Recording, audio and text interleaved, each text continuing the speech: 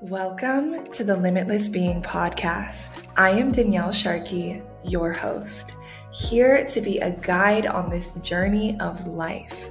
This is a space cultivated with the intentions of connection, vulnerability, spirituality, limitless knowledge, explorative conversations, and unlimited potential. I am here to spread love while activating freedom within the collective consciousness.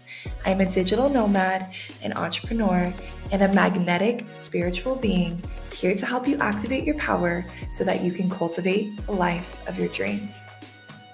This container I have created is a safe space for us all to have conversations which lead us toward liberation, acceptance, and radical love of yourself. If you have found this podcast, it is by no accident. You have been guided here because there's a part of you who's ready to stop making excuses and live the life you've imagined. So, join me and my guests here every Thursday. All right, everybody, welcome back to the Limitless Being Podcast. I'm super excited to have my guest, Fabian Gray. I found his content on TikTok and started just looking into some of his work and felt that it was very aligned with a lot of my beliefs and what I teach, and reached out, and luckily it worked out perfectly to have you on the podcast. So welcome, Fabian. Welcome. Thank you very much for having me. Mm-hmm. Thank you. Of course. All right. So I always like to start off by, talking about people's journeys, right? And clearly you are somebody that is spiritual or spiritually inclined, and you are a teacher of many things. So I would love to hear a little bit about your journey in the last few years of coming onto this path, so to speak, and what that path feels like, or how you would describe that path. Bumpy. Yeah, lots of twists and turns, really. I wasn't born a particularly spiritual individual. I didn't grow up in a religious household or a household of faith. My parents didn't really push any views on me at all. They left me to explore the world, which was a wonderful opportunity for me. I always was like, the first to answer the door to the Jehovah's Witness to sort of challenge their views. And I didn't really know. I was rooted in my own arrogance, trying to sort of, I guess, allow them to see their ignorance rather than be... I didn't see, actually. I was just super curious about the ways that people could view the world. And anyway, so I left home at 17 thinking I was sort of chasing the glistening lights of the modeling industry, the acting industry. And little did I know it was going to be the beginning of my spiritual journey, leaving home at 17, very young. And I suppose through for you? East Midlands, I grew up primarily. So I moved to London, and then, I moved all over the world. I was very lucky. And I suppose, like many of us, through deep suffering, my darkest hours, really, like, the people that I thought were supposed to have the answers for me didn't. My loved ones, the doctors, and all of these sorts of things. So I had to seek something else. And I naturally began to talk to the sunset, actually. And I found deep solace in that. And that was really the beginning of me regularly communicating with something divine. Yeah, really it was. It's a beautiful memory, because now I have this like loving, we all watch the sunset, we all love the sunrise, right? But I just remember like my darkest times and the beginning of expressing myself and hearing my words. I suppose it's the beginning of my prayer life almost. And yeah, here I am now. Here I am. That was, I suppose it was 4 years ago. I had a chaotic spiritual awakening, and from then on, it was like that was the forefront of my life. I really just, everything else was just like chasing outside of myself. Of course, it was day by day. It's this shedding. It's this realization of what even that means. It's changing all the time, what it means to me to chase outside. But it was like the realization that God is real, and I wanted to understand that at depth and at length. Yeah. So you started seeking something outside of yourself or outside of the world that you were living in. Were you like a successful model, an actor? Were you living in LA or London, or you were in the scene really deeply? 100%. I mean, I wouldn't particularly say I was successful, but I traveled the world. I lived in China, Tokyo, Korea, New York, LA. I did the rounds, and very young. And I had a series of traumatic things happen to me and experiences that I had, and I didn't actually have any money at all. And it was this constant like frustration and yearning, you know. I always knew how to strive and to get ahead, and I wanted to prove something to my parents, and to the people that, you know, I grew up around. It was this sort of like leap of faith in a sense of, you know, I always felt inadequate. And so this is going back to the Jehovah's Witness thing, is that I had this sense of superiority because actually I felt deeply inferior to my peers. And everything about me wasn't, the true essence of what I am was always rejected, because I have ADHD, OCD, very hyper, very passionate, all of the things that don't really bode well in a classroom, right? And so you grow up with this, you know, your parents sort of, you know, I have very loving parents. I'm a lucky individual, but you can't help as a young man and how it's being processed in you that you're not accepted for who you are, that there's something wrong with you, right? And so then you grew up with this shame and guilt for the essence of what you are, which has obviously ended up becoming a great gift, because now I've, you know, deepened in my compassion, let's say. But yeah. Wow. So the industry is kind of what brought a lot of the darkness, and the darkness is what prompted the awakening for you. Oh, yeah. Mm-hmm. Definitely. Talk about, obviously you're very open and you're very transparent, which I respect a lot. So thank you for that. I think it's so important for people, especially people who have like big followings and are teaching, to be transparent about the process. It's not easy. Being awakening is not easy. It's dark. There's many dark nights, and it's also very light. But just like you said, it fluctuates. It's bumpy. I would love for you to share, if you're open to it, the specific moment, maybe the last straw, if you will, that prompted the awakening of like, I'm assuming here, but something along the lines of, I can't do this anymore. There has to be another way. What was that for you? So I moved, I was managing a cafe in London, central London, in Angel, and COVID happened. So I moved back home and brought my Belgian friend with me, and I started working at this supermarket, and I went on ADHD medication.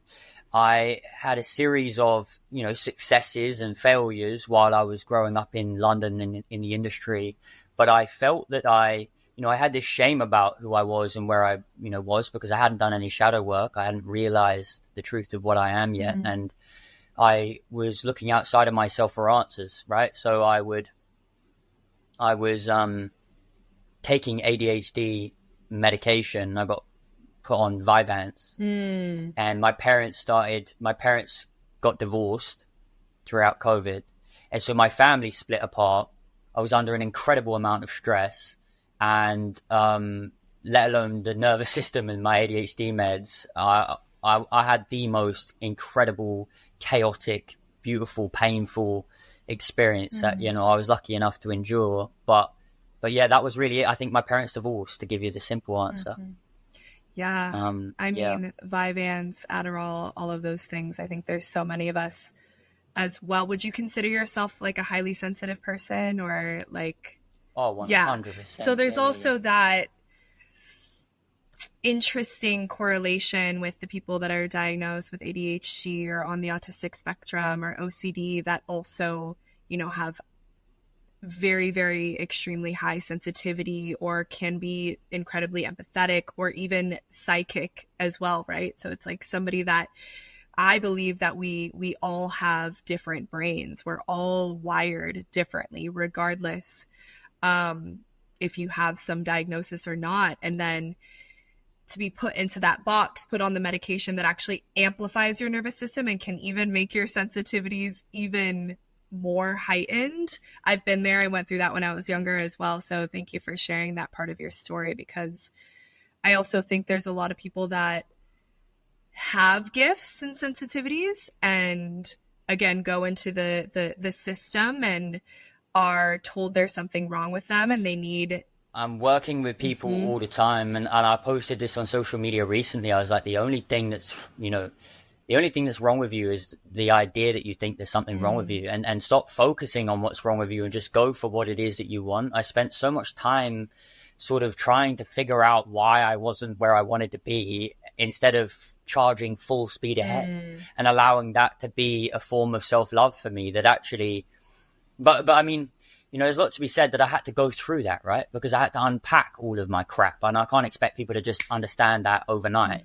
But I'm working with people now, and, I've had friends and I've had clients that they just, through a shift in perspective, because ultimately love and a new perspective is all my heart is trying to offer. They are like pulled into a new like realm almost. And I see.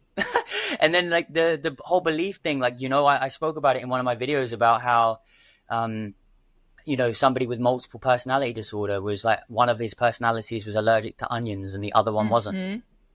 It's like, what is that all about? Why is everybody not talking about because that? The mind is so powerful. That shows you exactly his one personality believes he was allergic, therefore he was. And yeah, that's incredible. So it's fascinating to me. Absolutely. The mind is superhuman.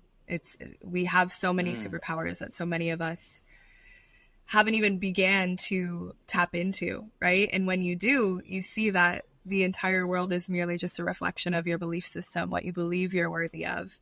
But of course, I would have never gotten to where I am today and where I continue to go without mentors, guides coming into my life, whether they be heaven sent or, manifested or invested in. Well, when the student is ready, the teacher appears, exactly. Right? May I ask you, Danielle, I don't want to ruin your train of thought, but what's your story, and like what sort of brought you here today? I'm really interested to see and hear. Well, I mean, a lot of the things that you're saying, I'm just like, yep, me too. Yep, me too. Yep, me too. Yeah. My story started a little bit younger. When I was 15 years old, my mom got very, very sick right after my parents got divorced. And at the time, from middle school into high school, they were trying to, I was very rebellious, also didn't fit in the school system, like would just didn't like being told what to do and knew when things weren't right for me. And when my mom got sick, that was like, oof, that was really, really, really hard for me. And it just kind of, it made the feeling of not belonging and feeling like I'm an outcast or like there's not a place in the world that I fit. It made that even harder and even darker. And so I just started kind of looking outwardly, partying, drinking, getting into trouble, and this was towards the end of high school into college. And I think that path just took me to, many realms of hell, where you're either like, okay, I'm either here forever and I'm just like fighting with the devil for the rest of my life, and it's incredibly painful, and I can't and it's just pure suffering, or I need to take responsibility of my life and change my shit. You know what I mean? I need to change. I need to take responsibility and stop carrying the this happened to me, so I need to always be this way badge. So a lot of suffering, a lot of darkness. And now in my path as also being a coach and a teacher like yourself, there are, of course, throughout the year, there are always, moments where I dip into the shadow and there's things I have to deal with, but it's never been what it once was, if that makes sense. So yeah. Oh, it does make sense. Yeah, incredible. Similarities. Like when I saw your content, I was like, I just feel like we're very, very similar in ways. And yeah, for sure. No, I've seen you dancing, and it's funny because I'll tell you this, when I began awakening, a friend of mine in Australia, so I was experiencing all of this out of this world stuff that I wasn't prepared for. Tell me everything. And my friend, my friend in Australia, she talked to a psychic without even me knowing, and he said to her that I was a shaman. And I was like, who? What's a shaman? I don't even know what this is, right?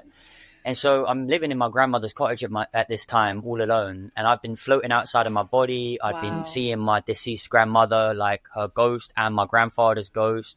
And I'd be hearing things. What else? All sorts of really, really weird things. And anyway, so I then got in contact with a shaman online, and then I ended up telling my dad what was going on, and he told his sister, my auntie, and then she said, you know that John's a shaman. So my grandmother's brother was a shaman. I had no idea, never met him in my life. And so I sort of went into a depth of study with that, and sort of my new ego identity was like, oh, I'm a shaman. That's what I am, right? At the beginning, it was like, but it brought a lot of solace into my life, because it brought a lot of solace into my life, because it was like, there's all of a sudden there's almost an archetype that makes sense to the reason why I'm quote unquote mad. And the reason I brought it up was because, I think you've probably seen the quote, but when you go to a shaman, I think when you're depressed or something like this, the first things they say is like, when did you stop dancing and when did you stop singing? And now 4 years later, this is like a lot of what I'm doing and a lot what I'm getting people to do. And it's not even tied to the fact that I saw that quote. It's just naturally I've realized it in myself and allowed myself to be free. And that's naturally what I want to do. I want to dance like a lunatic. I want to, yeah. Oh yeah. I mean, and I'm getting back into singing as well and playing the guitar. And it's just like dancing, facilitating DJing, like facilitating ecstatic dance, and also singing. I swear immediately it's like my ego dissolves. I'm in the flow state, and I feel so connected to God. And yeah, I think that's what's so beautiful about speaking to people that are on a similar path, is you realize we all end up kind of making our way to the same thing eventually. And that thing, in my opinion, is not new information. It's not new activities. It's like my dad said the other day, things that we've been doing since the beginning of time is dancing around the fire and celebrating in that way in community. And that's a huge part of what I do, is bring people back to that type of community. Because I mean, you're in the States right now and you're from Europe, so you know how separated and isolated we are. And how the word that comes through is like sterile, how sterile things are, and out here it's like we come back to the root of nature because it's all around. And I feel like it's less accessible in the States. So, yeah. Oh, 100%. And we're just not, we're so disconnected, especially in England. I find I'm not connected to my culture and the way that things are. And it was extremely lonely growing up, extremely lonely. I wasn't the footballer. I wasn't a guy's guy. I wasn't that guy. And I didn't really fit in any place. I would roam the corridors while people hung out in their groups. And it was like, I could kind of bounce around to a couple of the groups, but I was usually like one or two people, and I would be having deep chats. And of course, and what you're providing, it's this beautiful thing that fills us up in a way that we never knew that we needed to be filled up. We weren't taught it, because again, our parents weren't taught it, and it can look so many different ways. It's not just church. It's not just the mosque or the synagogue. It's so many different ways, and we need it. And whether that's even just boxing class, or a dance class. We need community. And I never had it. I never had it. And I've been yearning for it. And that's something that has filled me up in ways that has allowed all of those other things to certainly fall away. And now what I like yourself, provide for other people. I'm very passionate about it. Because we need it, don't we? Absolutely. Yeah. And I think it seems like we have a similar past experience of feeling like, oh, I don't belong here. This doesn't feel right. Like, what is happening? This is not right. The news, the school, what is this shit? Like, almost that deep inner knowing for a long time. And I think it's probably because you're an old soul. And then when you start to open yourself to the belief or the idea that there is community that has the same perspectives or similar perspectives as you, or similar outlooks on life, or similar missions to make this world a better place again, you start to feel less alone. But that loneliness, from what I've experienced in meeting a lot of people like yourself, is usually like the first 20 years of our lives. And then into the 20s, we start to experience a different way. And it's incredibly healing. I found the true alchemy for me has been, and it's really only been realized in the past 3 months, because I've always been an authentic person. You know, I will upset people to be myself, to tell the truth. Since I was young, it's gotten me into trouble. But when it came to my online persona, the most freeing thing that has happened to me in the past 3 months is allowing myself to be seen and witnessed as I am today, and to explore myself online. Really, the thing that I shamed myself for, which was growing a lot, changing a lot, being interested in so many different things. And so I didn't want to share people because it's like, oh, I wasn't done yet. Oh, and I know that I'm going to change in 3 months. I know, but now I've realized that's my niche. And by putting myself out there, because I'm like realizing more of what I am, accepting myself enough to be able to share myself, I'm then attracting the tribe. And before, it was like I was in around the wrong people, frustrated at the world, and be like, oh, there must be somebody like me out there. But now it's like, oh, actually, by putting myself online, even though, you know what, it was quite amazing. I predicted it. I knew what was going to happen. When I put myself on Instagram 3 months ago or 2 months ago, I said to myself, I am going to be myself on Instagram. I even made a declaration video. It was like, this is what I'm going to do. And I told my friend, what's going to happen is I'm going to lose loads of followers. My community is going to go down, and then it's going to grow up. But I didn't actually know it was going to grow in the speed that it did. I've gained, I think, like 19,000 in the past 2 months on Instagram. Good for you. And my account is literally blown up, and it's insane. I mean, ironically, what happened is I kept losing followers. And then after 4 or 5 days, one of my videos got like 1 million views, and ironically, at the community, it stopped at 444 members, and it stopped there for like 3 or 4 days. And then all of a sudden it went up, and I had to face this fear. I had to really, face this fear of, and then I realized I've just come to so many realizations that's so beautiful that, you know, I had this like piece, I felt like I had a pea-sized amount of information to share with people, because as you grow and as you expand past what you once thought was true, you feel like everybody else is there with you. And, but then you realize, oh no, there is a bunch of people still trying to like integrate this stuff. And all the while I've been in my room figuring this stuff out, feeling these things through. People haven't necessarily been doing the same thing. And so it's like, once I share the pea-sized information I think I have, then I'm given another pea-sized information. And then it's like, oh, there's unlimited things to share. Wow, this is incredible. And I feel so full of love, because I've loved myself enough to allow myself to be witnessed, and people have disagreed with me, and I've shared my insecurities, and it's been such a freeing process. Yeah, and really it's difficult as well, right? The fears and the blocks that you see and continue to break through in putting your truth and your voice out there. And I could feel that energy of authenticity in that first video that I saw of you talking about money, which great stuff. I mean, I think that's one of the biggest blocks. I think love and relationships, and then money, specifically money. The reason why people are not able to free themselves is really about their relationship with money and how they look at it, right? And We need more and more information Definitely. out there about, I mean, you said something about the fact that people don't have money blocks. They have success blocks. I'm pretty sure you said that. And that was like, yeah, so it's more like, it's like expression blocks, right? So there's no such thing. I even wrote about creativity today, and I'm going to do another one about money soon. What happened was I've noticed this portal of fear, and I recognize it as a portal now. That for example, I took a video of me dancing sort of crazy with my coffee. And the first thought, I had was, oh God, I don't want women to see me like this. I want to be mysterious. I want to be cool. And that's when I realized, I was like, well, that's exactly what you must do then, Fab. You need to post the video.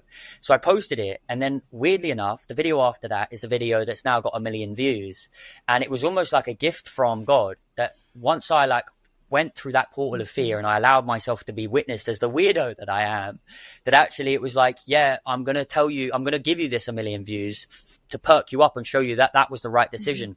And now I really know the sensation of my soul and know the fear portal, and it's run away from me. What are we talking about? The money blocks, success blocks, expression blocks. Right. And so exactly. And so it's quite incredible because people block what they express all the time because their mind gets in the way.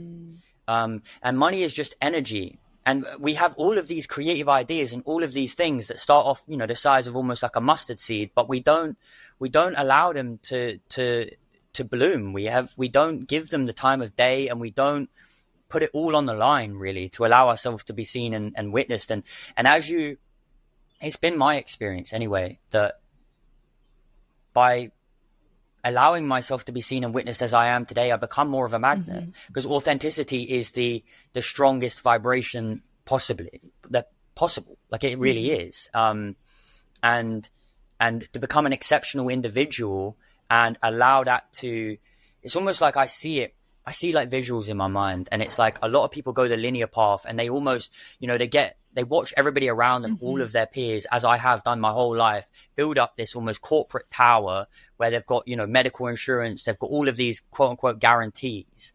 But the thing is it grows so tall to the eye, but then it can be just knocked over, because I've seen it with loved ones where they devote 12 years to a company and then they get let go. And it's like, well, what was that all for? Whereas like when you're on the spiritual path and you're developing yourself inside, everything's flat. And so you don't look like you're going anywhere. For years, it's been like watching people drive cars. I haven't got a car, I haven't got a license, can't afford to go here, haven't gone on holiday. I don't do any of these things. I've been traveling inside of myself. But now I've developed myself into this self-sustaining farm where I have so much to provide a community with. And nobody can knock a farm over, because it's my own farm that I've learned how to build. And that's really what I'm trying to get people to do. So the portal of fear showed up, and it was to talk about money on YouTube, and I stole the title. It was like, money is actually a spiritual flowing energy or something like this. And it did really well. And I thought, oh, that's the portal of fear again, showing me that was the right decision to talk about it. And now I'm using it almost like a bit of a buzzword, because I understand that actually everybody wants money. And I know it offends people when I talk about money, which makes me want to talk about it even more, because actually, if you have a relationship where you don't like me talking about money, then you're never going to have it. But we need to talk about it. Like if we were in a relationship with money, my mentor, Carl Cease, I worked with him a few times, and he talks about even being on a date with money and imagining what your conversation would be, and be like, oh, I need you, don't leave me, or don't, desperate, all of this sort of stuff. And it's like desperate, and that's it. Yeah. So quite incredible, really. Profound stuff, seeing how people react and exploring it within myself. And I've never had money. And I've got money now, and it is only because of these learning the laws of this realm, almost like gravity, that when you play by the rules, play by the law, it's drawn towards you. And one of my favorite quote that's come out of me, I take no credit for it, but it's, financial freedom isn't millions in savings. Financial freedom is receiving from what you love giving. And people think, my idea of financial freedom is, well, how quick can you make money? Because most people receive money by the end of the month, and they have to give 40 or 50 hours of their week away. And then at the end of the month, they get money. Whereas like, that isn't my setup at all. And I believe that's possible for everybody that believes it is, right? Yeah.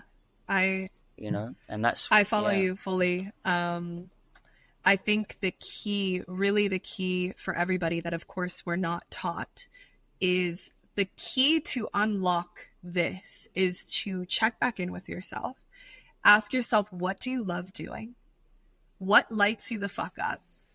What makes you feel so happy when you're doing it? It can be talking to people. It can be inspiring others. It can be creating art, whatever it is.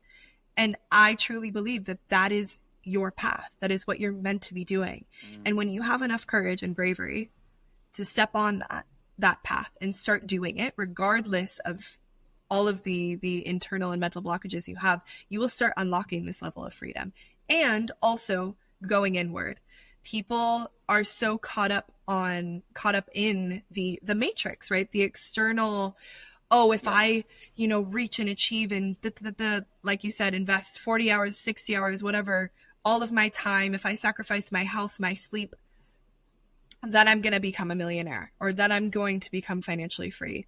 But again, a cheat code is actually go inward, heal, find your authenticity, find your truth, start sharing it. Start following what lights you up. I almost can't believe it. It almost feels like otherworldly that we're having this conversation. Like that people have lived in this particular way for so long that it's unreal that I feel so young to be able to have how young are you? And so grateful. I'm 27. Beautiful. How old 29. Are you? Yeah. Yeah, it because it's like my mum has worked hard her whole life. And it comes back to the ADHD thing, because we're born into this system, into this old world, and we go through this suffering that maybe we've chosen because we know what we were, maybe we're getting ourselves into. I don't know. And a lot of what I tell people now that I work with is you're here to birth something brand new and pay the new path, right? Not take drugs in order to fit in with that madness, not at all. And it's possible for those that believe it is. I agree. Yeah. I'm curious, who was the mentor that arrived when you were the student needing a teacher, and who was your first guide to come into your life? John St. Julian Babawanyama.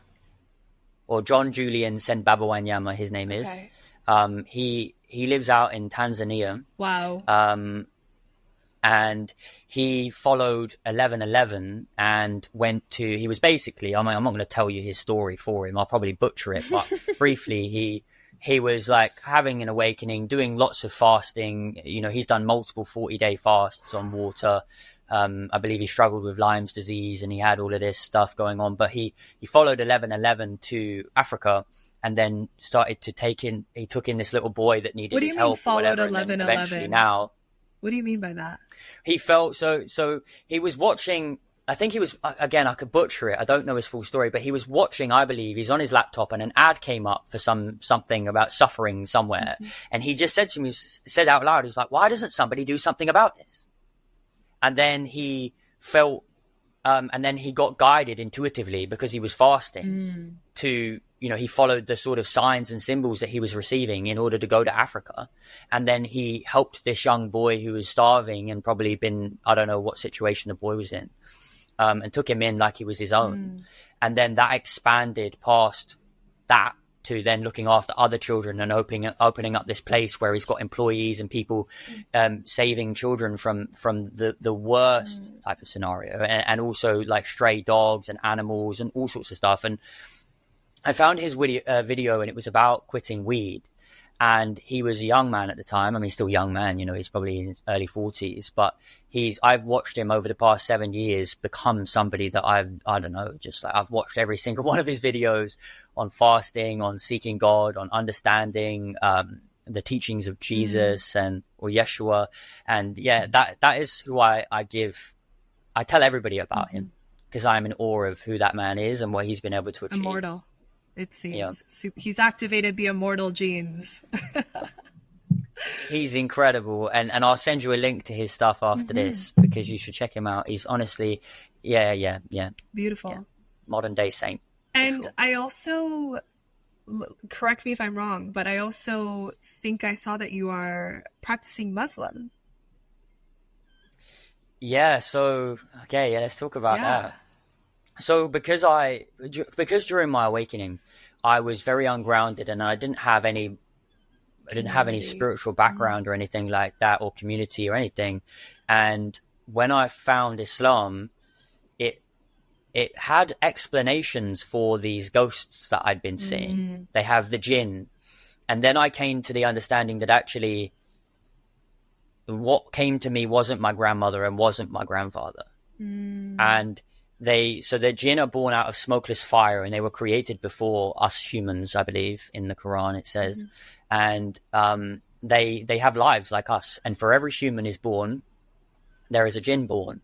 And I think that it was like the Iblis was, created, and he went against, Allah. He said that I'm not going to obey you. And so there are, I guess, if we call it quote unquote bad jinn and good jinn, believers and non-believers, and some of them mess with us. So that's why when you go to a tarot reader, some of them can tell you something that's so profound about you, because their jinn is talking to your jinn and telling you truths. And they're like, wow, how do you know that about me? In order to like feed you some truth to then maybe mislead you. And the whole point in Islam is Ashhadu an la ilaha illallah, which is there's no God worthy of worship except Allah. And I really believe that. And I know that there are different, I'm at this stage, I'm still learning, but I believe that Allah is the God. It means the God in Arabic. And I believe that Ashhadu an la ilaha illallah, that we shouldn't be putting idols, whether it be money or whether it be celebrities or worry, anxiety, whatever it is, on this pedestal, that we're powerless, that we should seek the Most High. Yeshua, I don't really care what you call it at this stage of my life, because again, I believe that words are symbols that can only point at the truth. But they have the 99 names of Allah, like Al-Qudus, and these sorts of things that are like the characteristics of God, the characteristic of this all supreme knowing being that's the most compassionate, the most loving thing. And when you focus inward, it's been my experiences as I focused inward and tried to understand that or understand that, it's transformed me from the inside. And I messed around with crystals and I messed around with all of this stuff, but I don't know. I'm still unsure. I'm still pretty confused, I would say, religiously, spiritually. I'm on a journey, but the prayer works. Prayer is the most powerful thing for me. Might not be Islam. I don't know. Like, I'm not afraid of getting it wrong either. Like, I'm not afraid of getting it wrong. I'm not afraid of people getting upset with the way that I view things. I really don't care at all. I'm just sincerely seeking the truth, and I have a deep reverence for Islam. Yeah, I really do. I think that's beautiful. I think whatever works for each individual, and I don't have enough information on all of the religions to even cast a judgment or think I know what is right. Sure. Who knows what is right? It's up to each individual. I just was definitely curious about your journey and whatever brings you solace. Well, yeah, I got the one of my favorite quotes of mine was like, what's right or wrong is a game the ego plays in which the soul will weave into sense one day. And I have recognized as I've posted online about Islam, because I was quiet about it for 2 years because I know what I'm like, as I said before, and I didn't want to communicate about it and then upset people. But now I've realized I don't care about you. That's not on you. Indirectly. And people will disagree with me. And as I've experienced it, even, that people come and they support me, people come and bully me. I get death threats. What? I get all sorts of stuff. But I've had crazy stuff. Just from posting one of my about videos being Muslim. Well, one of my videos was in Medina, and I was putting lip balm on. And they thought, because I was dry fasting, right? So it's like throughout Ramadan, you can't have food or water. For how long? In the day. So it's like it's like generally like 4 a.m. It's like sunrise to sunset, And so anyway, I was dehydrated. I was putting lip balm on and people thought I was vaping. And so everybody's gotten really angry that I'm in their holy place and I'm vaping and I'm walking among these people praying. They're like, you should be praying, not vaping or whatever. And it's like, bro, I was literally walking to go pray in the masjid. You know, but that's it. But it's taught me a lot because, you know, I even, like, I have to be careful with the way that I explain this. So I know somebody who's religious, let's say, and because of the upbringing that they've had, it was quite, they followed the rules, certain rules, and then they grew up with this almost like, I don't want to call it bubble wrap, but I suppose it is in a way. They didn't experience the world by experiencing it. They just experienced it by like hearing about it. And so then they don't know about certain things, and they've kept themselves from certain things, but then they've developed bad habits because of it. For example, they didn't have the sex talk and he didn't go out and have experiences with women, but then actually addiction to porn, a crazy addiction to porn. Yeah. And so you think, well, you can't ignore these things. You have to be able to communicate about them. And I've noticed in the community, there are, like every community, every part of the world, there's light and dark. There's people in their soul and in their shadow, and it's and it comes to the surface, and I love it. I love to talk about it. Now I'm posting about Islam a lot because actually I'm shedding the model community that I never really wanted anyway, and now I'm able to have a spiritual religious community because I love to have that open dialogue. That's what I want to talk about, and so I'm doubling down on it now. I'm like, yeah, let's talk, because actually I could talk about that for 10 hours straight. You know, let's talk. Yeah, you're a seeker. You're a seeker of truth. Yeah, I think spirituality, this journey, it's incredibly complex. You know what I mean? It's incredibly complex. And just like you were saying earlier, you shift fast, you change quickly, new knowledge is gained, and then you're like, what the fuck? That doesn't align with who I just was, 20 minutes ago. That's why I called, I actually had this awakening 2.5 years ago when I was, 26 to 27, around your age, when I was like, wait, my business, I have to call it Limitless Being, because I am ever changing and ever growing, and what once was the container for my growth can very quickly become a ceiling, right? That I need to change into a new container, whether that's religion, whether that's relationships, whether that's your job, your career, your identity. I think we're continuously evolving on this path. So like I said, to each their own, and I appreciate you sharing. As we are with the, I'm sure you know David R. Hawkins. Do you know David R. Hawkins? I'm not sure. So David Hawkins, so he's done the map of consciousness. David Hawkins, Dr. David Hawkins. Yeah. So exactly. So he, and he talks about this, because we're moving into the age of Aquarius. I don't know if he talked about that, but like our understanding of truth is changing because we're all awakening. And so, 1600 years ago, when this Bible and the Torah and the Quran and these were all being revealed, that was maybe the interpretation of truth. I don't know. And now, like, it's one of Sadhguru's quotes, I heard him say, it's like, what was wise yesterday could be silly today. And I think that that's very true. And so I'm not, like you're saying, like my school community is going to be called Limitless Grace, because my name is Gray and I put the Y in there. And it is like that. We're evolving. And so and it's such a beautiful revelation to have for you and I and everybody that listens, that it's okay to change. It's okay to grow, and it's okay to just put yourself out as you are today and then change your mind tomorrow. It's okay. Like they say that Quran is like an ocean, every time you read it, it changes, it shifts, it moves, because you're moving through these states of consciousness, which is why I always say that why they can be used for terrible, terrible things. And it can also be used for beautiful things. And I might add that I didn't really ever get caught up.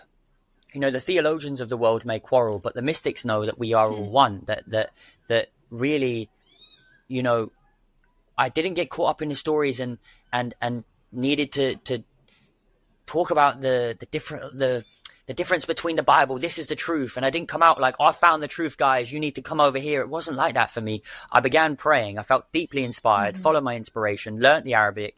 And I believe there is magic in Arabic. I really do. I still pray in Arabic every single day.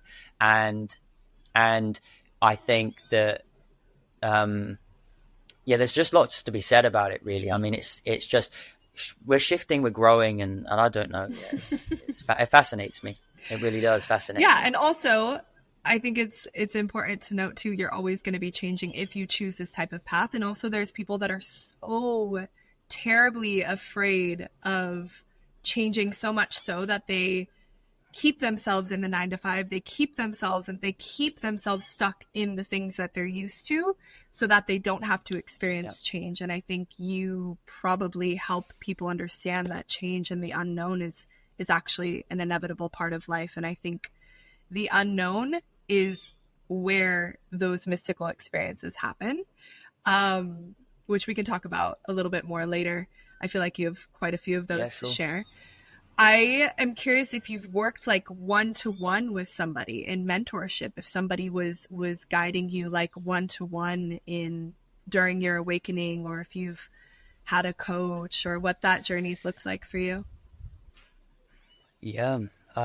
So I connected with Kyle Cease a couple years ago. No way. Yeah, I know. I love his book about money. What's it called?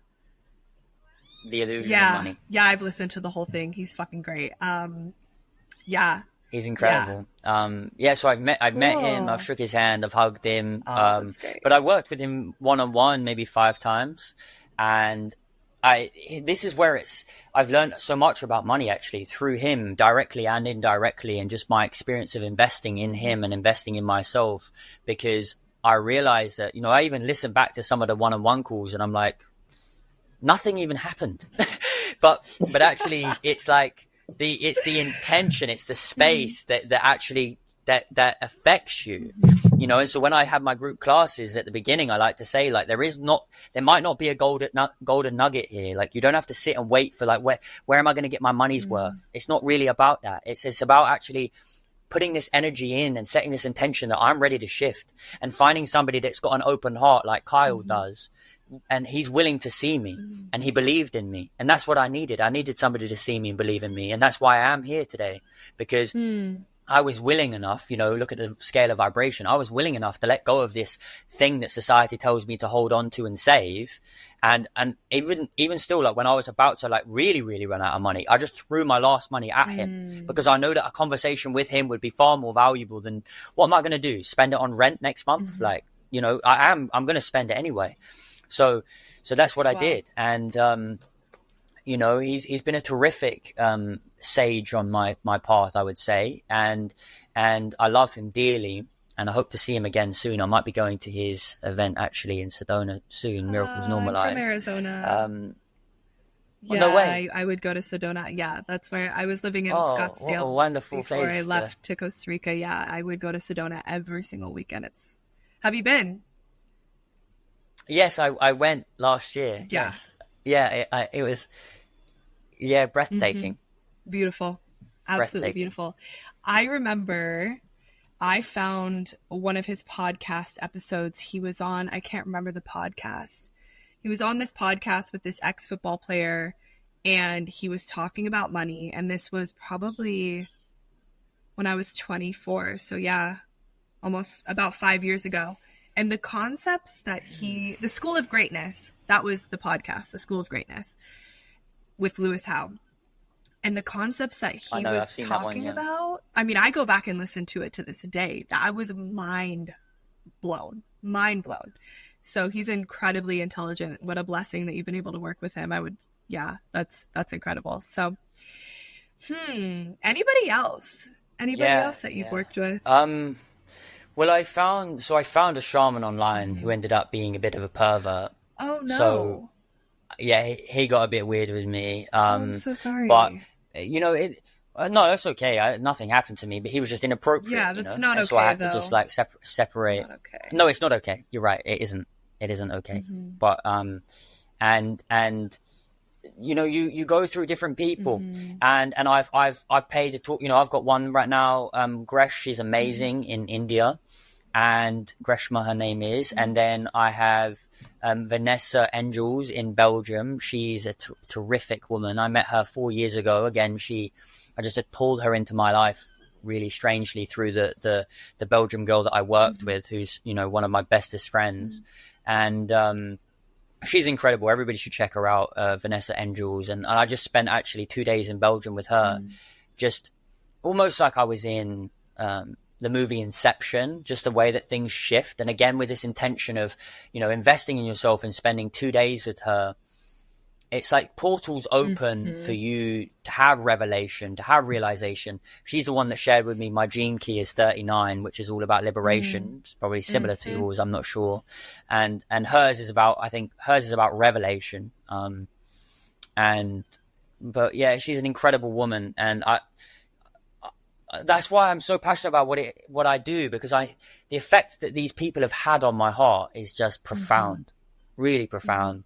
And so I'm so humbled to be able to hold that space for other people, and why I charge what I charge, and why I'm not, you know, I don't feel ashamed to charge the amount of money that I charge, because I know what it does. That's beautiful. I know the effect it has.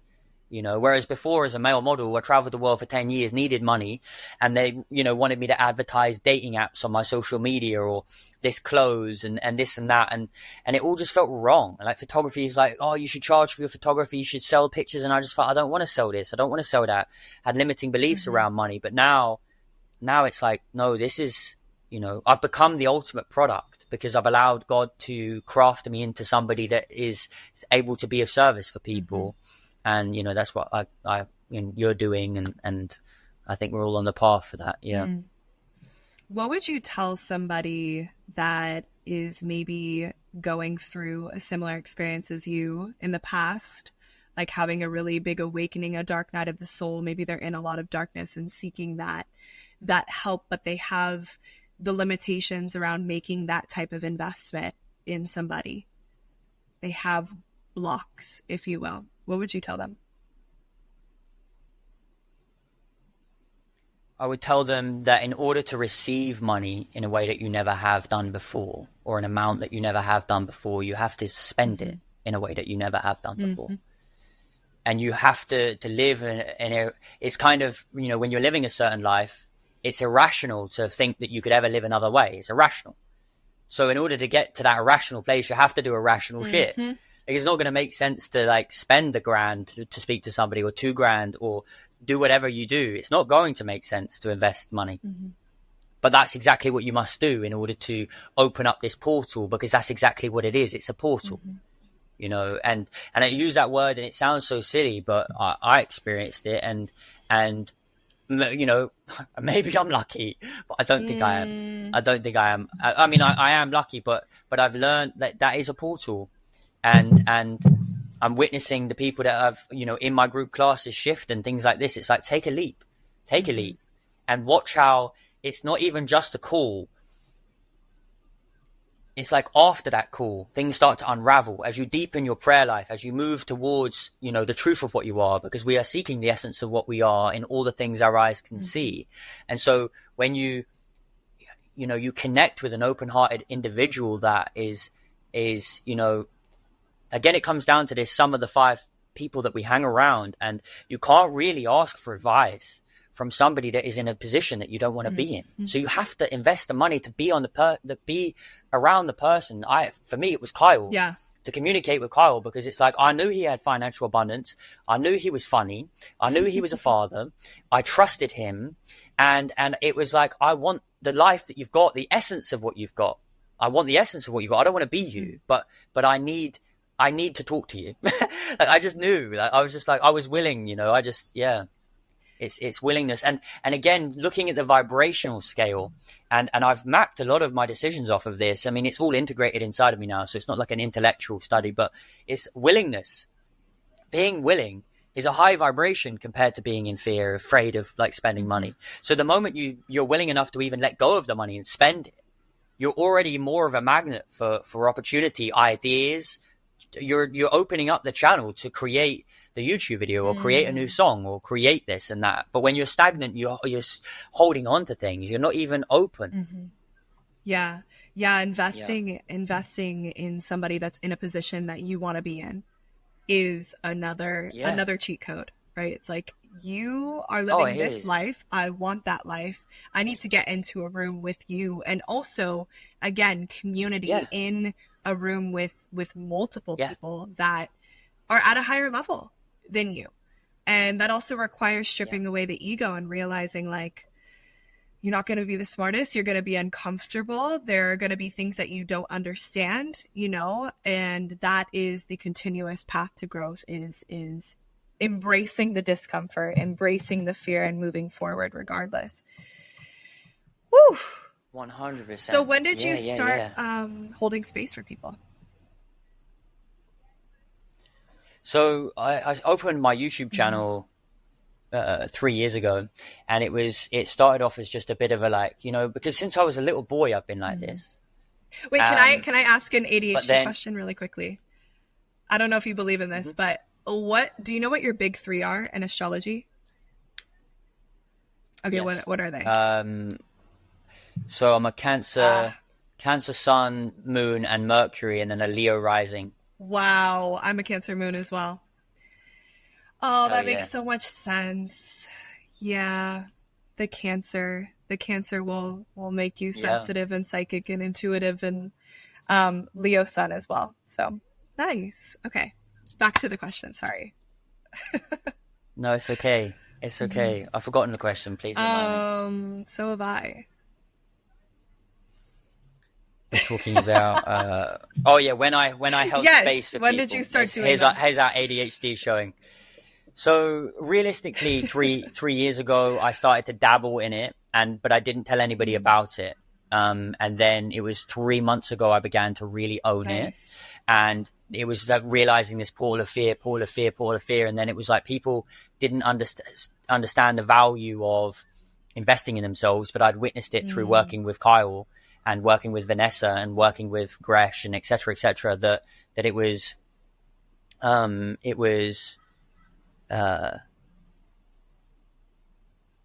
I knew that it was up to me to now communicate that and find new ways to be able to communicate this thing. And then so I found, how do I connect everybody and make it affordable? So I started to do these group classes, and that just banged. It was just incredible. Like now all of a sudden I'm the teacher in a classroom and I'm making jokes. I'm being completely myself. Everybody's laughing, feeling inspired. And then I'm also able to communicate it all, because when you watch other people overcome their fears and share themselves vulnerably, it opens your heart. You also feel connected to other people. And it's the truth, and unfortunate truth. But if you're, trying to find your soul's path, the likelihood is that you're not around other people that are. And so this group class thing is just insane to me. Like, it's the most exciting part of my week. And now I've got 2 groups. And I'm so passionate about it. Really, I am. I just go on there, and everybody inspires me, because people are overcoming things. I'm like, oh God, if they're overcoming it, I've got to go and do the thing I'm afraid of now. So I was just, it's insane. Do you work with everybody? How about you? Yes.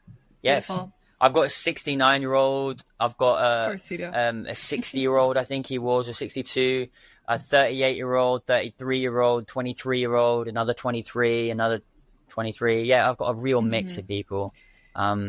It's insane. You've touched on a couple of things that I actually really want to talk about. Number one is, I was just talking to my business partner about this literally yesterday, of like, she was expressing that she feels like it's really hard for people to not necessarily see the value, but to be willing to make the investment in themselves of like healing and of self-work and of, these things that aren't going to be tangible and instant gratification.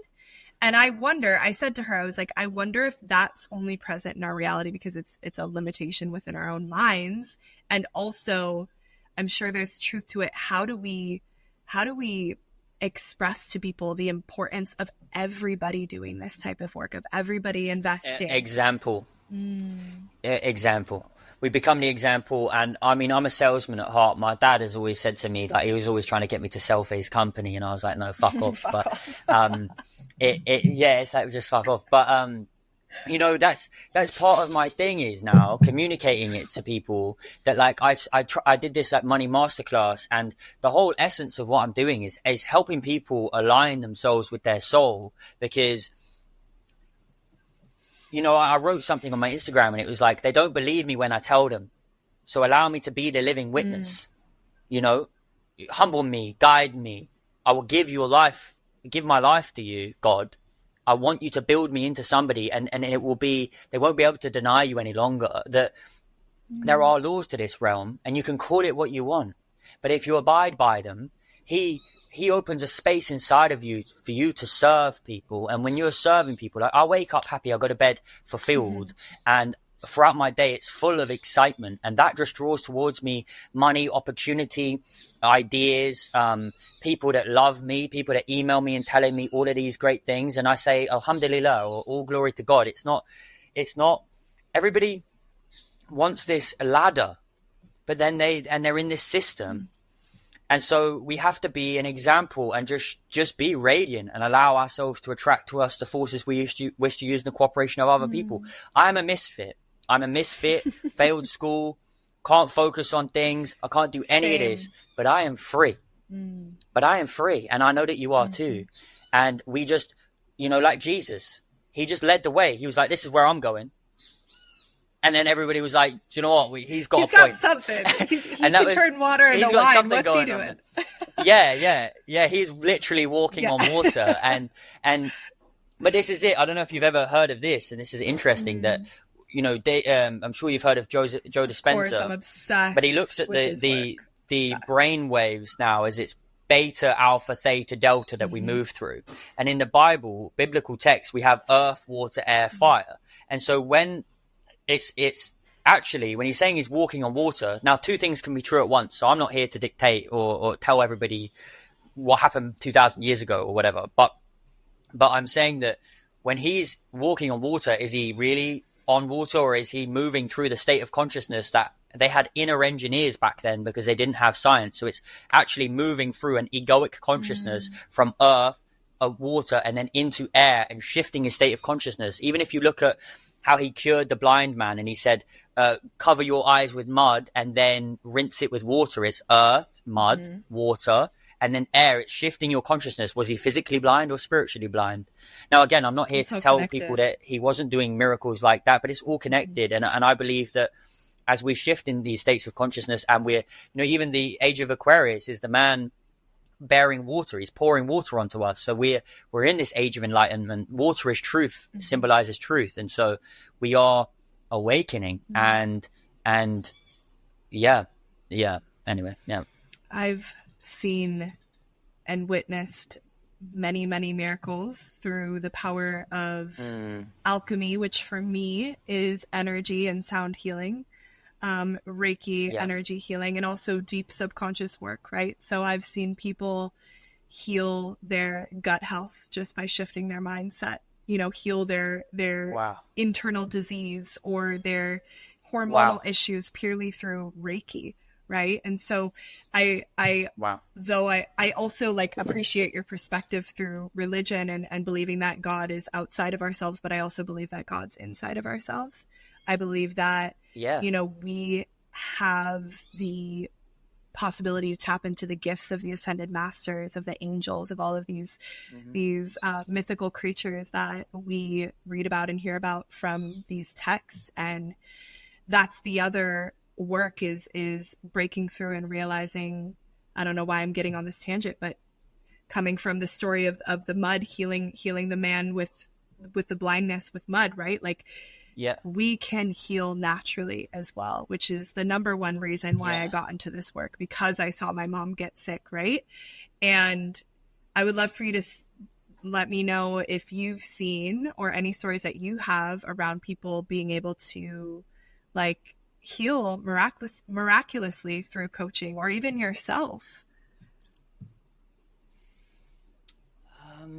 This is one I've got a, you know, I've experienced a lot of ill health. Really? I think that, and even just the psychosis and stuff like that. But I don't know. It's difficult, and it's something that I'm still playing around with in my mind, because, you know, some of my teachers believe that, you know, just, you don't need to detox, just be in a loving vibration, and that's, what parasites and all of this stuff. But then I'm thinking, well, isn't it a loving act to actually like detox my body? But I've been on these heavy detoxes, and actually like my health felt like it gotten worse, because I'm, as you're trying to heal yourself, you're almost manifesting more illness, because you attract what you are, and you're creating more of what you are. And if you're in this need to change your body, then actually, almost, that's been my experience, I've made myself worse. So I don't really want to talk on at length, because I don't think I have enough information really. But I would love to hear actually some about the Reiki thing that you've experienced, people healing gut issues, and I know so many people struggle with that. So what's that been? Has that been with you, working with you, or just through other? Yeah, working with me. I'm trained in Reiki and also trained in different hypnosis modalities and neurolinguists. Do you do that online as well, or just in person? Yeah, I do online and in person. Wow. The Reiki healings, I mean, I am in a timeline now where my clients are deeply tapped in. They're super psychic. They're super spiritual. So their ability to receive energy healing through what Joe Dispenza would call the quantum field, right, yes. I can bring them into a state of hypnosis, into a state of theta in their brainwaves, and then the healing happens no matter where they are in the world. The miraculous healing. Sign me up. It's fucking incredible. It's fucking incredible. But the miraculous healings that I've seen my clients work through with physical health have been in person, like an autoimmune disorder, chronic pain, gut health issues. A woman that didn't have her period for 2 years after a session got her period again. And I bring all of this up because, again, placebo as well is a part of it. But also, I believe that all of the physical ailments start in the energetic and emotional bodies. That's what Ayurveda says. That's what Chinese medicine says. That's what Reiki says, that these things start mentally, emotionally, spiritually. And if we don't do that work to shift the energy or heal ourselves in that way, then they manifest as something physical. So yeah.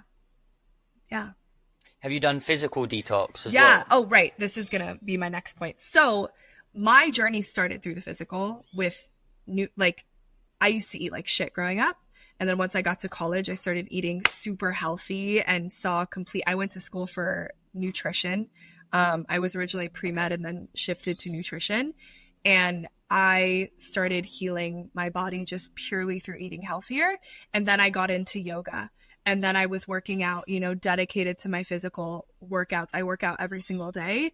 Obviously that changes what I do depending on where I'm at in my cycle. But I believe that in order to get to the spiritual levels, you have to master the physical first. But everything's about balance, right? If you're doing like insane detoxes or 40-day fasts, like good for you if it works for you. But I also think like little steps go a long way. Lifestyle modifications go a long way. And then once you feel that you're strong in your physical body, that's when the channel opens up to the divine. That's been my process. Beautiful. Like it's beautiful to hear, and I'm hearing it more and more now that I'm attracting, souls like yours. I feel I've been so alone on this path, and you're just wacko to the people around you, But come out to Costa Rica. We're all out here. We're all out here. Yeah, we all are. No, I probably same will. Frequency. Yeah, it's incredible. Yeah, well, can we shift to talk about that? Is that okay? Because I would love to hear about what's going on out there. Where was my invite? You never fucking. I just invited you right now. Yeah. Yeah. Oh my God. I mean, so this interview is about you, but I'll give you a little bit more. Okay. So, and when you have a famous podcast, you can interview me on. Absolutely. Yeah. You have my word. Or we can go live or something as well. But for me, when I was probably 15 or 16, for whatever reason, I felt in my soul, I'm like, I want to live out of the country. I want to live out of the country. I want to live out of the country. Multitude of reasons. You've traveled a lot. the matrix, the realm of the United States of America is literally like fear, anxiety, depression. And it's like, no matter what I do there, because I'm so deeply sensitive, I feel like I can't escape it. You know, I think there's moments, I don't always feel that way, but when I come out to the jungle, the first time to the jungle was my travels to Asia, to Thailand, when I did my yoga teacher training. And I was living on an island, Koh Phangan, and I was just like in nature, you know, in my studies for a month straight. I was like, I'm doing it all wrong, you know. And I came back to the States, and I actually got into a relationship that kept me there. And it was also a comfort zone thing where I kept myself in that relationship. And I got out of that when I was 26 and reconnected with like, okay, I lost a lot of myself. I gave a lot of my authenticity away and didn't follow my heart for so long. What is really alive within me, and what do I need to be doing? And the answer was move to Costa Rica. So I moved here 2.5 years ago. It just started sprinkling.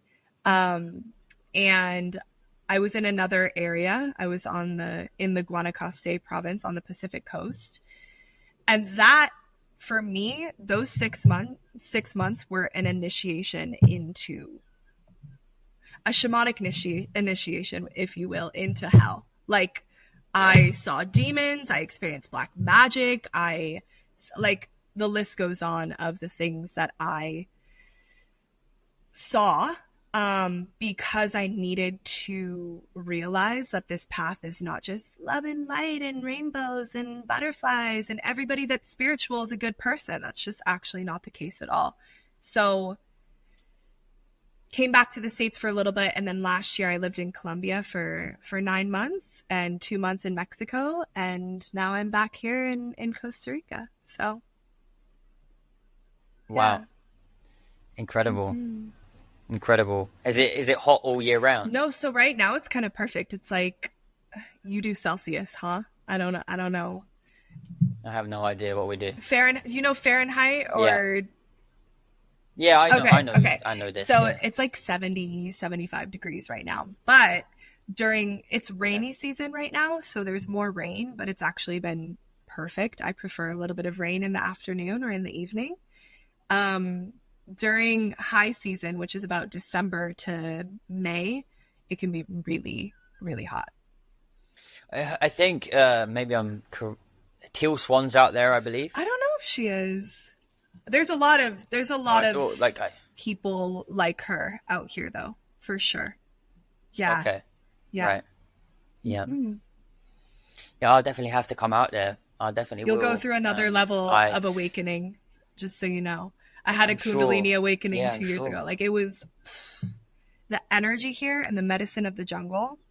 Like, you don't need ayahuasca. You don't need plant medicine. Just come out here and spend time in the jungle, and you'll go through. Yeah, I feel that. Definitely. Mm-hmm. Definitely. Definitely just being connected more to nature and grounding. I mean, I was very much, similar to you, maybe into extremes when I was younger, but now I don't want to have a crazy psychedelic trip that's going to change the way that I view things. I don't need that. I've been through it. I've had my revelations. I'm good. You go through I'm it good naturally. with just, yeah, absolutely. Natural insights, and I don't have any desire for it. Whereas when I was 18, I got offered, or 19, I got offered DMT, and I was like, yeah. Wow, that's young.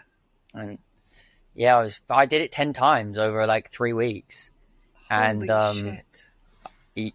Yeah, I blast. It's just insane. But the one thing about it is it's like having a dream, because it affects you deeply, but then after a week or so, it's like you're back in the system, back in the matrix. It's just, it's the same with ayahuasca, I would imagine. It's like people that aren't, like, I know people that have done it, but they're no more at peace because they haven't really faced themselves in day to day. Like, you have to face yourself in the day to day, in the moment to moment. When things come up, you have to learn how to integrate it in that moment, breathe in the fear, overcome, yourself. Whereas, like, when you take these things, it's like you have, maybe some people need it, and, who's to say it wasn't a big part of my journey? I don't know. I'm sure it was. For me, it was getting into LSD when I was 18, 19. Like that was a huge part of, I mean, I didn't really necessarily know what was going to come from it, but my experience with psychedelics has never been like, oh, I can just sit here on LSD or mushrooms and have a blast. Like it's never been that way for me. It's like, oh my God, I'm so inward already naturally that add psychedelics to the mix and I'm going to the deepest parts of my shadow, you know? So regardless if I knew it at the time, those experiences were very medicinal, and I'm sure they were for you. And it's probably a big part of the reason. Oh, it was great. I had these feminine energies just dancing around me, just kind of like floating around me, just comforting me. Every time I had a fear, they were like, it's okay. Your guides. And yeah, insane. I don't know why. I like to think they're still with me, but you know, I don't know. But yeah, it was incredible experience. Yeah.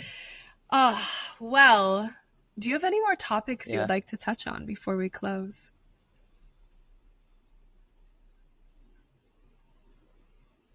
I don't think so. I think we've covered so much. We've spoken about so much, and I appreciate the health talk. I'm going to talk to you, you know, even offline about the Reiki and definitely Costa Rica. I think that the health one is important to me because, you know, even just now, I was just in the hospital yesterday visiting my friend. She's got like, I don't know, stomach ulcers or something. She's like bleeding a lot, internal bleeding, and they don't know what's going on with her, right? And then everybody's in this mental thing, and I'm sat there completely powerless, watching my friend in pain, fear for her life, really. And there's, you know, all of this health journey and everything that I've learned spiritually. You can't really just hand all of that to somebody that doesn't have faith or know this stuff.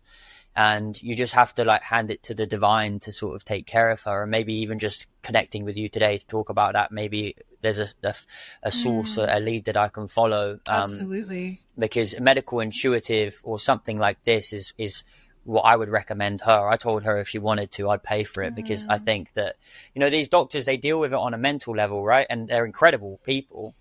I don't know what they get up to. I have no idea. I'm way out of my depth, but I know that, you know, it's like a spiritual MRI scan is what she needs. She needs to figure out, I don't know if it's an emotional thing or a spiritual thing, if it's something that she's inherited from her grandparents. I don't know. Yeah. I don't know. Well, you know what my belief is? I know that, I feel, I don't know, sorry, that the root of all of it, is emotional, energetic, spiritual. And if you go to a Chinese medicine doctor, they're going to be able to tap into, okay, what does the stomach mean? Like, for example, the lungs, if there's pain or issues with the lungs, that usually means you're holding a lot of grief. So, right. Yes. So what's going on with the stomach? Is there heat? Is there stress? What is the root cause? And root cause healing is always the way to go, you know? So I will definitely pray for your friend and send her well wishes. Yeah. And I'm happy to, I mean, I've got a wealth of information, so whatever help that you need, I'm happy to provide it. I have two questions for you before we hop off. Number one, we've probably already spoken to it, but what's like a project in your life right now, or something that you're going to create in the future, something you want to share with the audience that you're like most excited about right now? I'm not rushing it, but I'm writing a book called Better Than Sex. Okay, tell us more. Well, it's really just a journey of everything. And I mean, I went celibate for a couple of years, and I still practice, for the most part, abstinence. And I believe that as you channel your sexual expression into your creative pursuits, you know, it's a joke, but like babies or businesses, you know, I mean, it's like there's a lot to be said about how we're kind of, you know, almost taught and influenced in this way to allow our sexual energy to be vacuumed into this vortex, and we waste our energy and we just feel depleted. And as I've the further along this path I've moved, actually, even in human design, I have the gate of asexuality, and I didn't know what that was. I'm not asexual. What's your human design? What manifesting generator, if that's what you mean. Nice. Yeah. Yeah, not surprised. And so the gate of asexuality, I spoke to Vanessa about it recently, and she was just saying that because she has it as well, and we're the type of people that just prefer to like channel their sexual energy into other things rather than just, you know, depleting it elsewhere. And so yes, I'm writing the book, and then I'm also opening up a school community where I'm going to be able to connect with people and really I suppose provide lots of different little things, as well as the bigger offers that I've got. And we'll see. I didn't know that I was going to be doing group calls before. I had no idea how to do it, and I just leapt, and now I'm somebody that does do that. And so who knows what the fuck's going to happen. But I'm loving every single second of everything in my life right now. I really am. I feel blessed. Thank you very much. Mm-hmm. Thank you. Of course. Yeah. It's interesting. I'll just tell you this. I don't know why, but I actually got just like an intuitive hint, like, oh, he needs to write a book, or he is writing a book. When I saw one of your videos, I was like, I felt that in your field. So that's a good thing. That's hopefully alignment for you.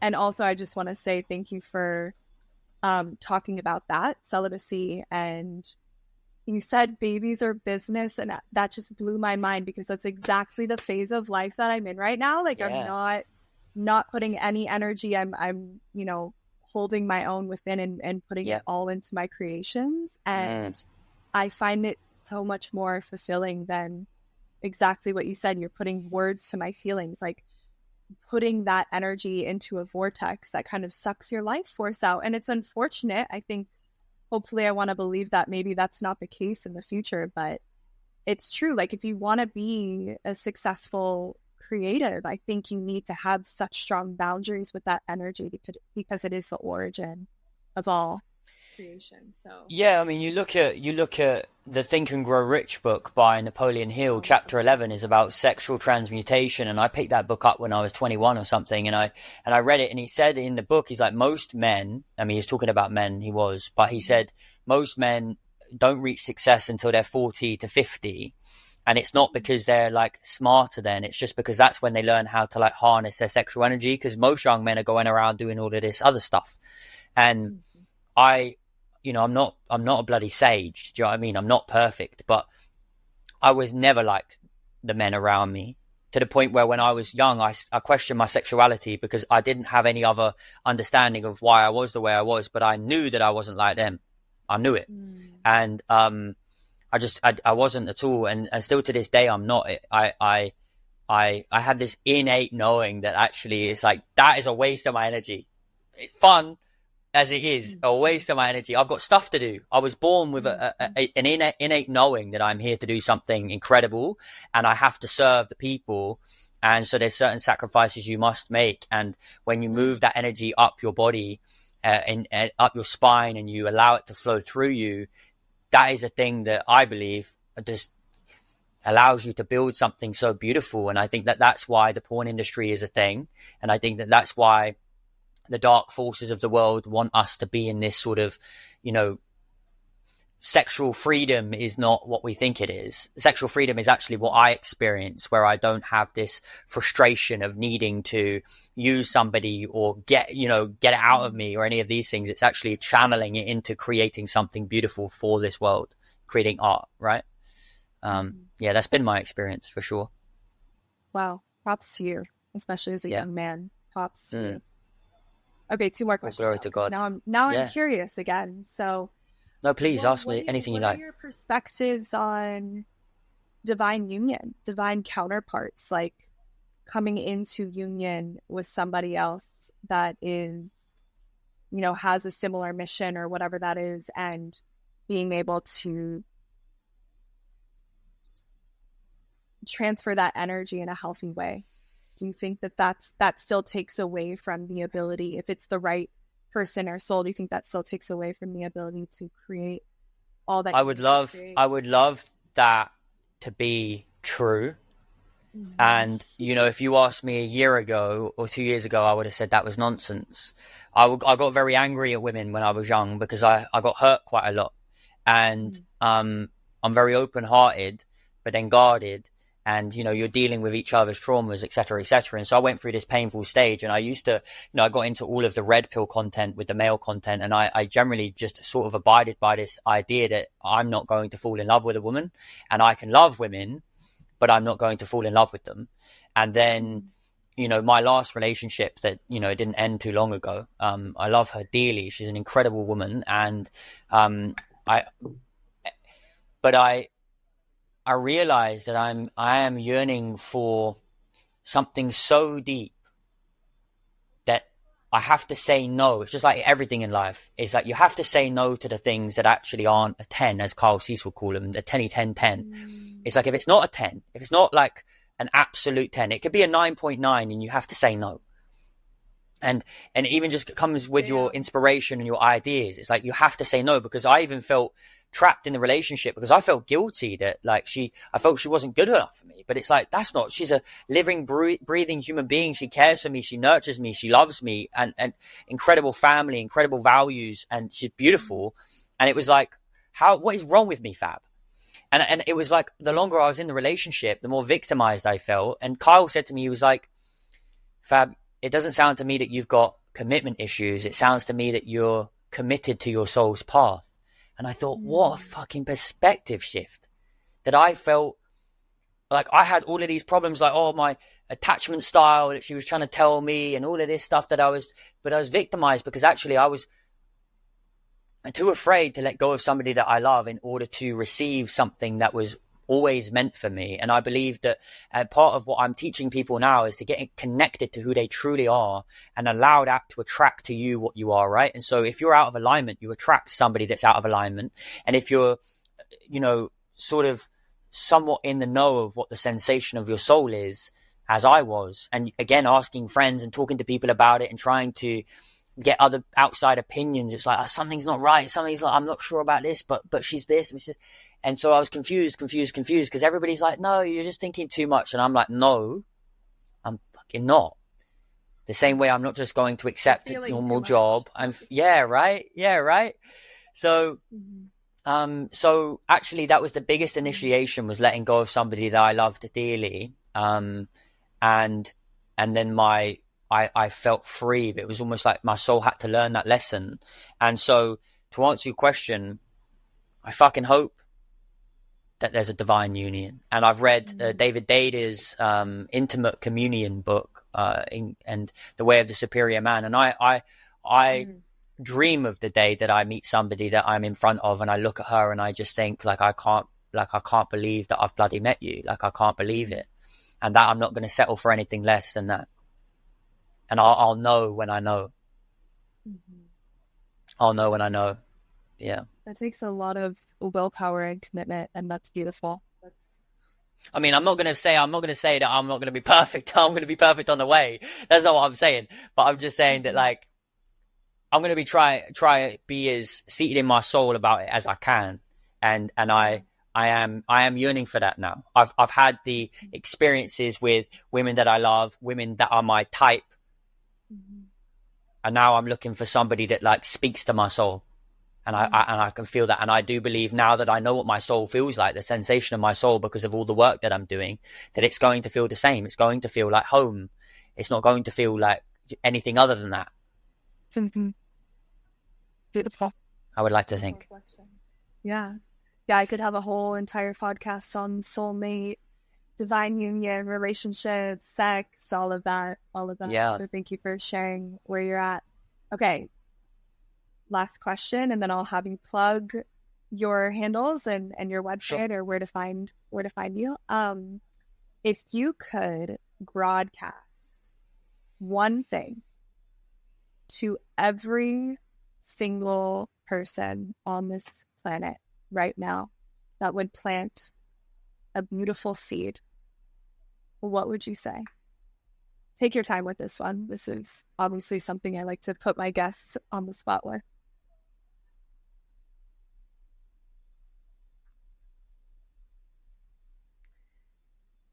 We are always seeking the essence of what we truly are and all the things our eyes can see.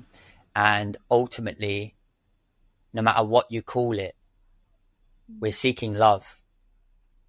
And when you devote your life to love, love emanates itself outside of you, and it affects people just by your presence.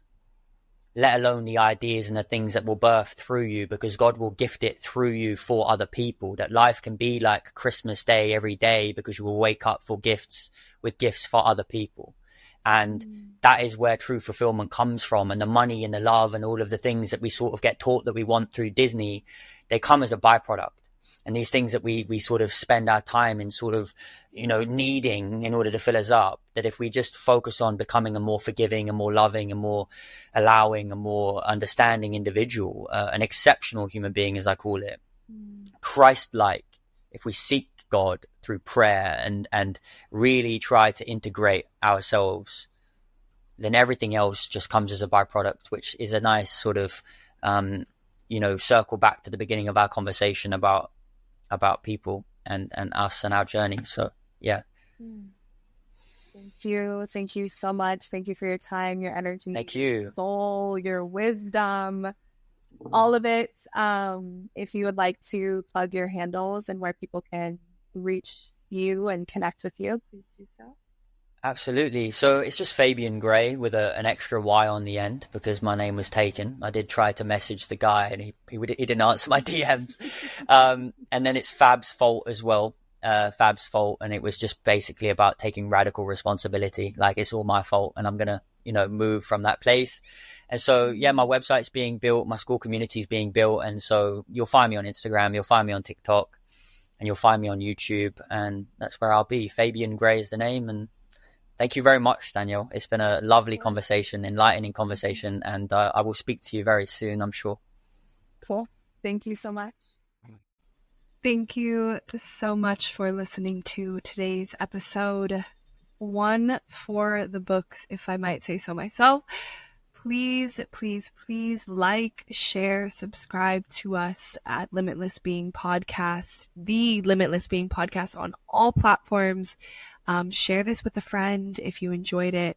All of this is to make you feel like you're not alone, that you're seen, that you're heard and supported in your awakening journey. So we are sending you so much love. Limitless Being Podcast on all platforms. Go like, go share it. And thank you for subscribing. We will see you next time. Love you all.